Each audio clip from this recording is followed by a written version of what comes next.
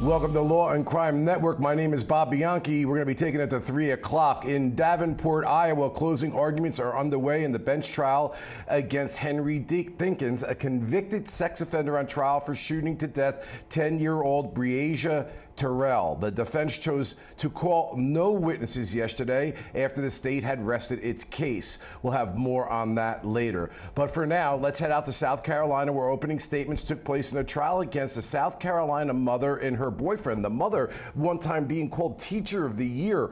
Both of these individuals are accused of leaving her teenage daughter trapped in a hot car for hours. Rita Pangalangan and Larry King are charged with murder for the death of Pangalangan's 13-year-old daughter, Cristina.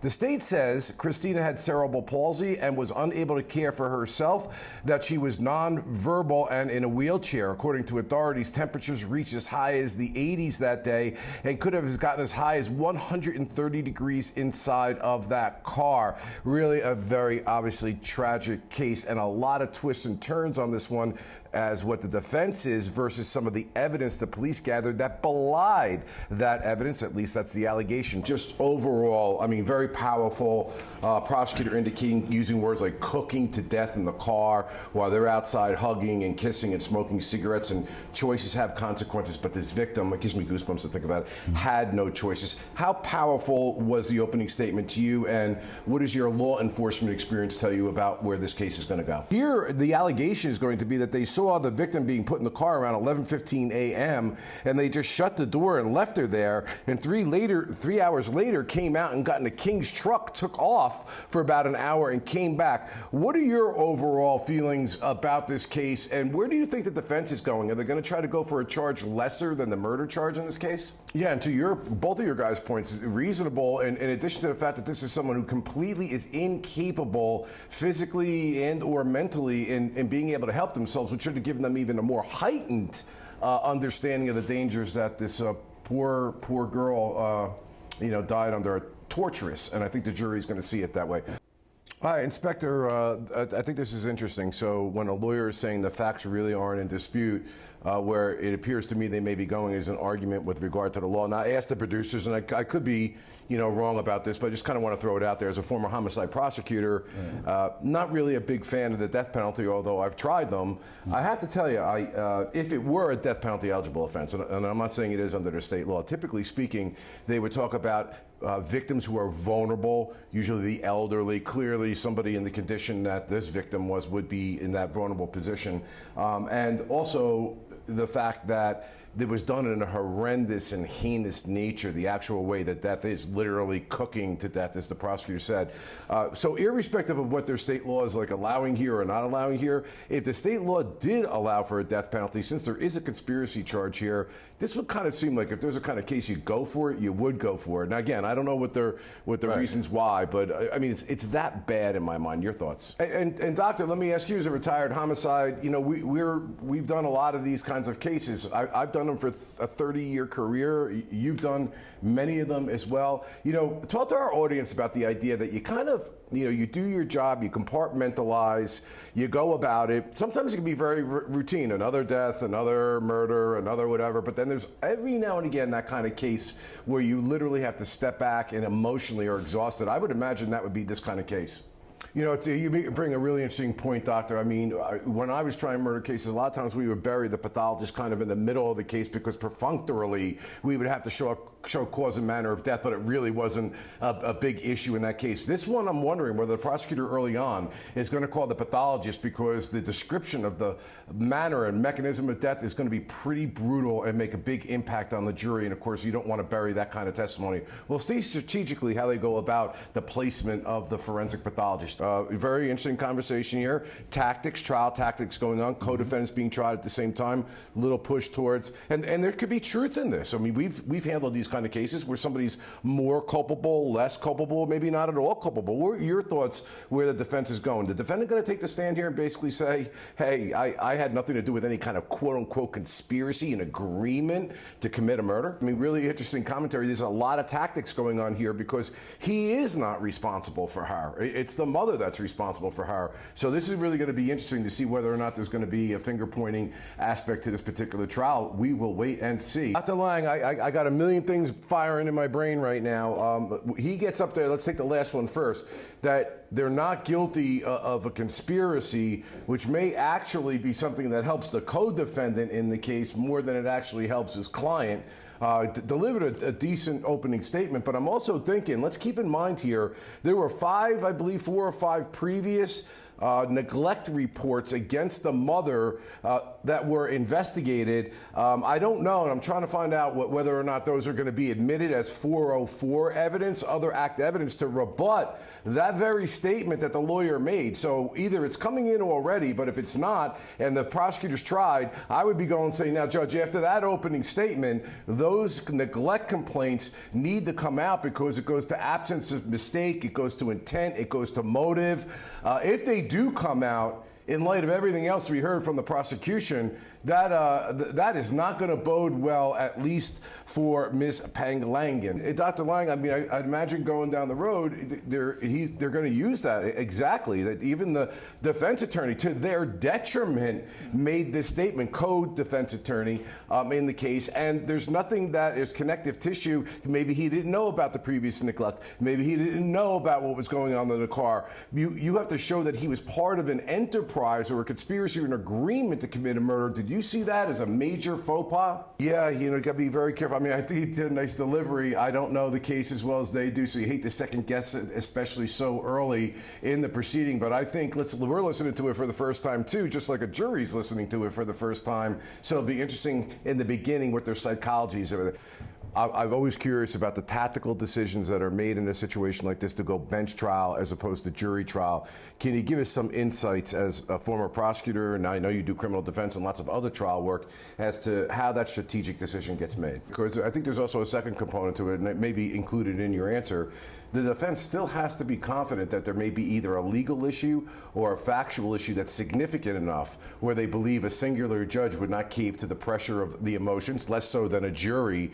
Do you think that that's a part of the decision making too, that they felt that the defense felt there was some weaknesses in the case? I'm going to get into a territory that I've always had a problem with. When I was appointed prosecutor, it was by the governor, and it's to a term of office. And so you were pretty much free and unfettered to do what you believe to be the independent thing. In other states, they're elected. I believe down there the judges may be elected. There is some pressure and component in my mind for prosecutors and judges who are elected, because they've got to worry about being re-elected and they've got to worry about the court of public opinion. Does that play into this at all?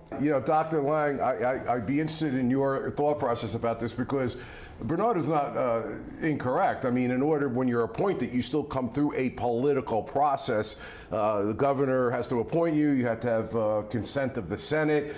But yeah, it's still, though, a lot less than like a la the Duke lacrosse case, or in many, many other cases that we've seen, where you got to worry about votes, you got to worry about donors, you got to worry about money. All these things to me can make it very difficult. And the reason I'm bringing this up is it puts more pressure. I would be more confident with an independent judge that has tenure and can't be taken off the bench, as opposed to one that can make a decision that upsets the community and lose their election, lose their money, lose their support. And despite how laudable everybody says they want to be, my experience informs me that these things can be massive pressure on the singular finder of fact. What are your thoughts? And I know our audience may find this odd, but we do look at who our judge is, what jurisdiction we're in. Literally, in my state, you could walk across a county line and the crimes would be completely different. The jury pool is completely different. One could be pro-prosecution, pro-state. Judges can be pro-prosecution, pro-state. There's so much relational human dynamics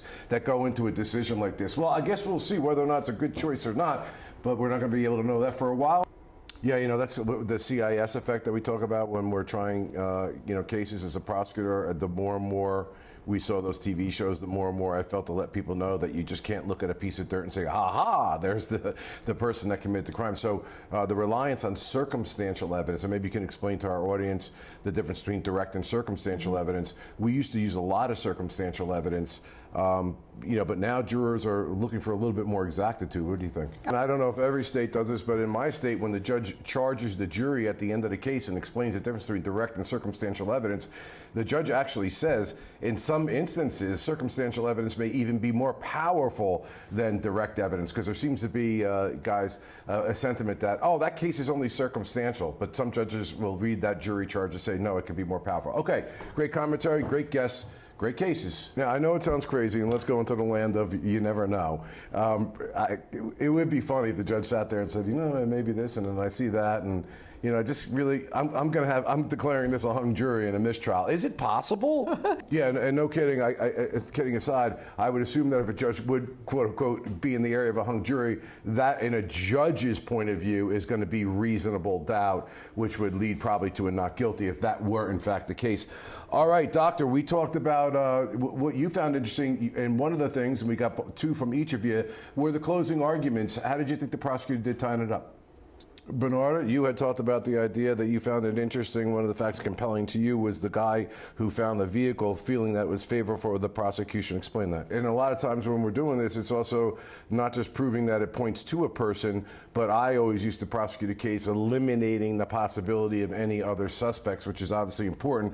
I know you know that as a retired homicide detective, but Doctor, what do you think about, you found it compelling about the body decomposition. Talk to us about why that was important to you. Welcome to the Law and Crime Network. If you're just joining us, I'm Bob Bianchi. We got one more hour. It's been a great 2 hours so far. Right now, we're going to get back to South Carolina for the trial of Rita Pangalangan, I believe is the name, and Larry King. Both are charged with murder for the death of her 13-year-old daughter, Cristina. According to prosecutors, Cristina, who had cerebral palsy, was left trapped inside a hot car in August of 2009 for more than 5 hours by the defendants. After opening statements, which took place earlier today, the state called their first witness. That was SLED agent Hallie Godley. Now, this is a woman, a defendant, who was once a teacher of the year. There were 5 previous instances in which the Division of Services, Family Services, Child Services in that location had complaints against the defendant in the case, all of which were exonerated from what we understand. We're going to see if that's going to play a little bit of a role right now, but let's listen to the SLED agent as they testify in court.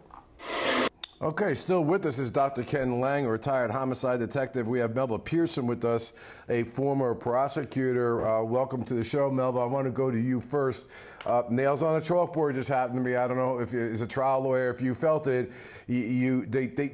Look, they seem like they know what they're doing. You always have a copy of the exhibits, and anything you're going to show a witness to a judge, not only do you do it because it makes the judge's job easier, it always looks great when you say, Your Honor, would you like a copy of the exhibits, or would you like a copy of the grand jury transcript?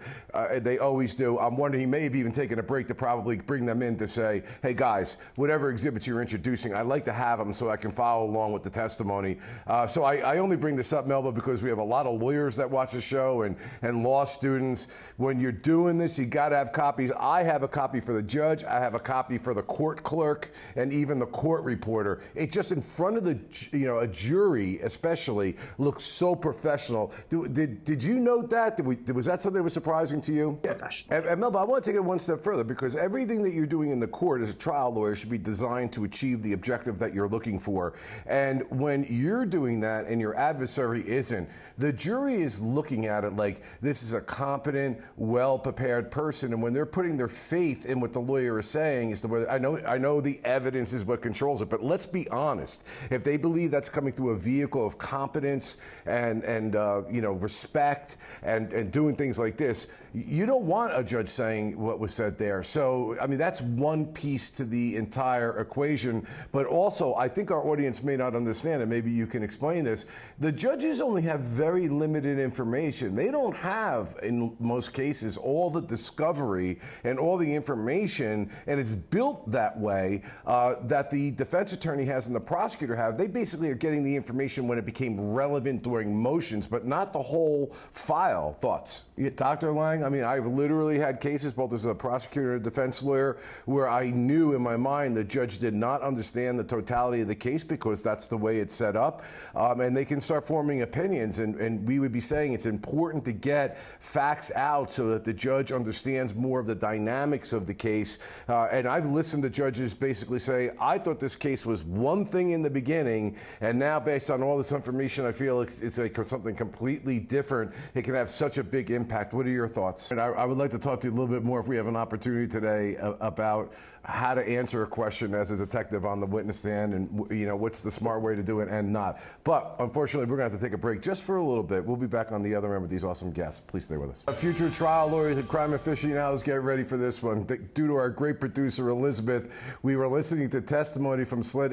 agent Haley Godley when an issue about exhibits was brought up, essentially wanting to know, like, when you're showing the witnesses these pictures and you're showing them this evidence, it would be really helpful to the court if I could take a look at it and to follow it along. And we talked about the idea that that's something that you should just do as an experienced trial lawyer. It's great for the judge, of course, but it's also great for the jury to see how prepared you are. And our producer Elizabeth said, wait a minute, I got a clip on that. What happened after he took a break? We predicted he was going to say something to the lawyers about it. I don't know what's about to be said, but something was said. So let's take a listen.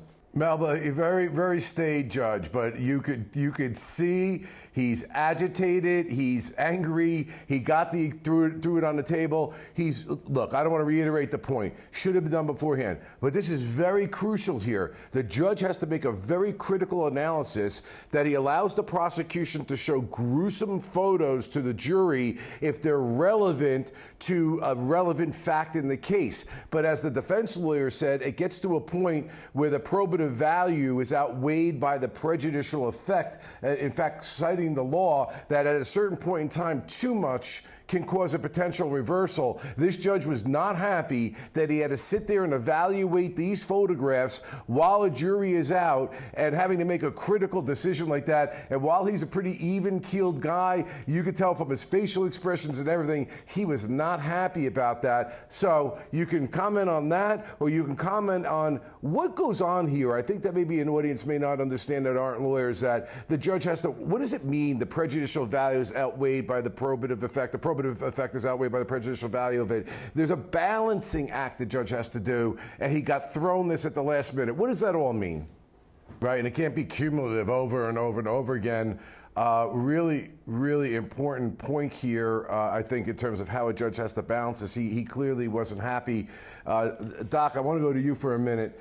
The witness is on the stand, it's a SLED agent, right? You were a retired homicide detective, and you had some commentary about the manner in which a detective or a police officer testifies on the witness stand. What are your thoughts so far? Yeah, very interesting, guys. And like you were saying, Melba, the jury's watching everything, and they're in there wondering and speculating about what's going on. So, sometimes these are unforced errors that could bear on your credibility. If it bears on your credibility, it bears on the case's credibility. Great commentary, guys. We're going to take a quick break. We'll be back on the other end. Please stay with us.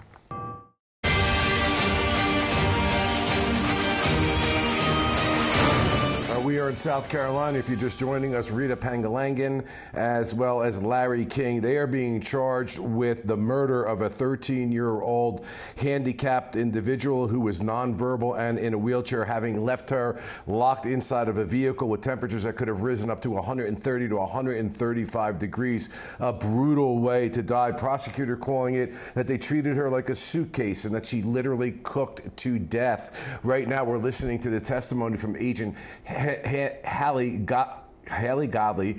She's an agent with the State Law Enforcement Division. She was the person who got a call listening to the event as it just started to unfold. She's in direct examination by the prosecution. So let's head back to that South Carolina court.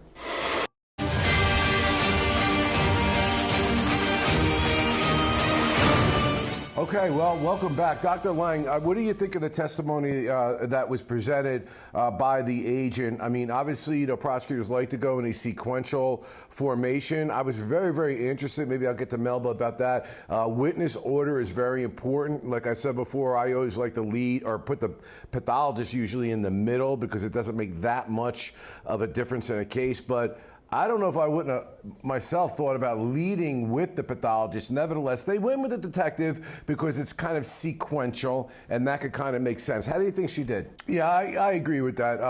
And I should have probably rephrased it. That you got to set it up, you got to set the stage, get the facts out. But I think they're going to get to that pathologist sooner than later. We'll see. What I found interesting, Melba, is the description of blisters running down the raw skin. Prosecutor really making a point of the horrific nature of this. And then I thought a very important point, too, was that indicating that Rita said that they went to get cigarettes and then came back and the door was locked. And we know the surveillance video, it's going to kind of contradict that aspect of the case down the road. How damning is that initial statement that she gave to law enforcement that I assume they're going to be able to prove was inaccurate? You as a former homicide detective, we all have our cases that may really get to us or not. Most don't. And like we talked about in the previous segment, we try to compartmentalize, do a professional job. Personally, looking at the crime, being at the crime scene was one thing, but looking at those photos and some of the evidence that's later preserved, and back in the day, they used to put them in empty paint cans. It's really something that the smell of it, the texture of it, you just never get out of your head. Burn cases are just horrific. How did you feel about them? And it just mutilates the body in such a way, but that smell is the thing that's always got. I always analogize like taking a pile of hair and lighting it on fire and multiply the smell by 100 in its potency. It's pretty unbelievable. Melba, let me ask you a question. The witness made a point, or on cross-examination, the defense attorney was asking, was King panicked or upset? And she was basically saying he looked panicked, not upset. These are wobbly kind of interpretations. I got about 20 seconds. Would you like to see a little bit more drill down on that? I think it's a very inartful, I don't know, sometimes words can escape, and I'm not sure, but you're right, that could happen. All right, that's it for the show, guys. Excellent commentary. As always, stay tuned for our regularly scheduled program. Have a great rest of the day. Be well.